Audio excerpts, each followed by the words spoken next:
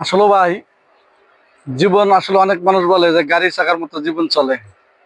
আসলে আমার হিসাবে মিলে না, বুঝে আসে না জীবন কিভাবে গাড়ি চাকার মতো ঘুরতেছে। সেই বাল্যবেলার থেকে কর্মের সাথে মিশে আছি, কিন্তু এখনো সেই কর্ম কোনো ঠিকানা খুঁজে পাইনি। এখন পর্যন্ত কোনো সমাপ্ত খুঁজে পেলাম না।